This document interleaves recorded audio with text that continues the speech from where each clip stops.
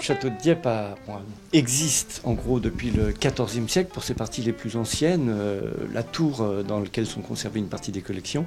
Il a été transformé, augmenté au fil des siècles, en particulier au XVe siècle pendant la guerre de Cent Ans, à l'initiative de Charles Desmarets. Et au XVIe siècle, au XVIIe siècle, au XVIIIe siècle même, il y aura des adjonctions. Et donc, au début du XXe siècle, on va supprimer une partie de ces adjonctions au XVIIIe siècle pour redonner globalement une allure médiévale qu'il a encore pas mal aujourd'hui.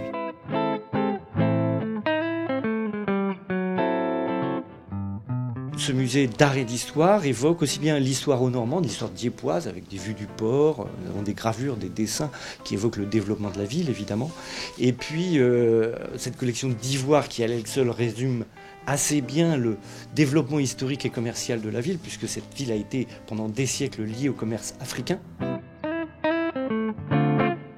Sur le plan touristique, le musée, qui est logé dans le château depuis 1923, est évidemment un des points d'attraction touristique pour la ville de Dieppe, avec des collections qui effectivement rayonnent sur le plan international. Les gens viennent de très loin pour voir ces collections, en même temps qu'ils viennent découvrir ce château médiéval qui est sans doute un des monuments les plus représentatifs de la ville, puisqu'on retrouve cette silhouette dans à peu près tous les documents touristiques ou tous les papiers en tête d'associations qui veulent valoriser ce tour un petit peu patrimonial du tourisme à Dieppe.